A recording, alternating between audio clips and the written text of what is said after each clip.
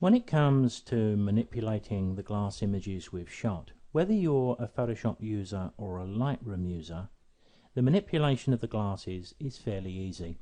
I've imported a few, as you can see, into Lightroom, and we're going to run one of these through the Develop module. So all I tend to do is to just pick one that appeals to me. I've got a couple here which almost look identical, but I quite like the cool green here. So I'm going to select this image and open this up into the Develop module.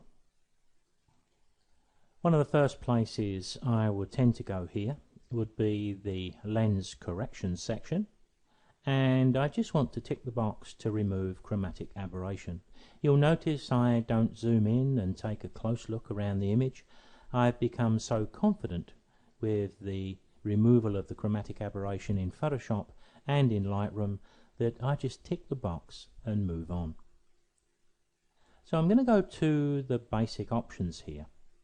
So I'm looking at the image and it looks fairly straight to me. I don't think it needs straightening up. We've got a bit of a slope on the glass, but that's because we're using quite cheap glass. This isn't special glassware by any shape of the imagination. So I suppose we could start by doing a little bit of spotting before we turn to the basics. Now to do that I would generally zoom in first. Let's try 1:1. Now I know I've got one mark there which I can just drag into that position. I can go to my spot removal. I'm not going to change the settings here. I think they're going to work pretty well just as they are. I can adjust the size of the brush using the square bracket keys to the right of the letter P, but I think they're going to be okay. So there's the first repair done. Now all I need to do is to move along the image and deal with anything I feel needs dealing with. And sometimes that can include little water drips like this here. And you can see that it works pretty well. There's areas here as well where a little bits of dust or something on the glass there. You can be as finicky as you want to be with the glass, and I tend to be quite careful. There you can see a little hair. I'll make the brush bigger and we'll take all of that in one go.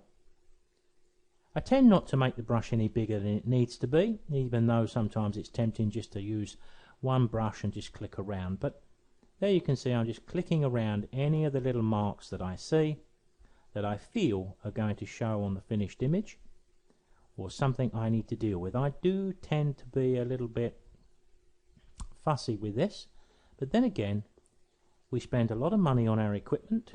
We spend a lot of time and trouble setting up a project like this.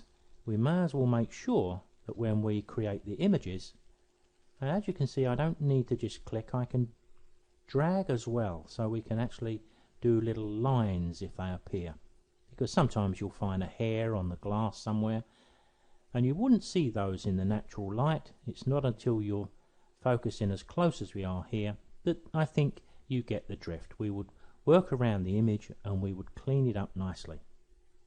Let's go back and fit the image back on screen.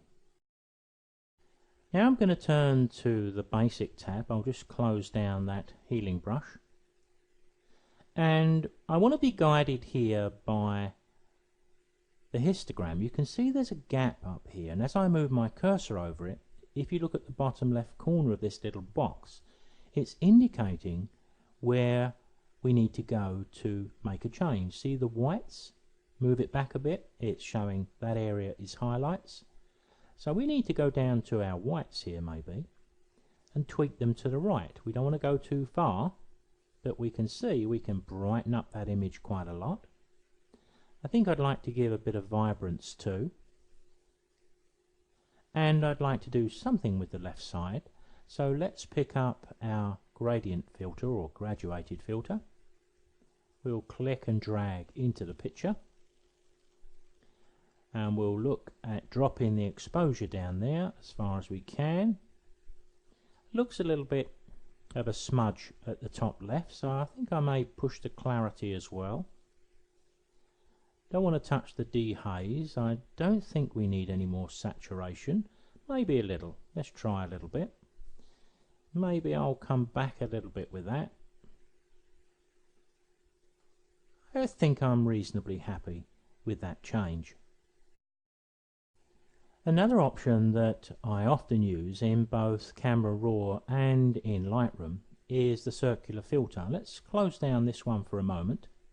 We'll close down the basics as well. Select the radial filter and I can click and drag. We don't have to get that shape perfect straight away. We can adjust it afterwards, as you can see, dragging it out left, right, and clicking inside and moving it around.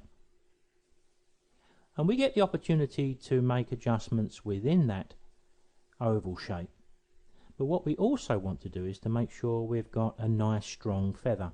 I tend to work with around 70 plus, so we're going to get a softness around here. Then all I need to do is to drop the exposure down, and we're just giving a little bit of a vignette around the edge to make these stand out just a little more. And finally, if we close down this one and look at our adjustment brush, we could look at bringing some little bit extra saturation through into the glasses perhaps. Let's just step that up a little bit, and we can paint down here and just increase that saturation a little bit. Normally we would enlarge the images quite a bit to do this, but I want to do this fairly quickly. Make the brush smaller if you want to go down the stem, but you've got the opportunity to just enhance your glasses in the areas you wish to do so. And once we're happy, we're done.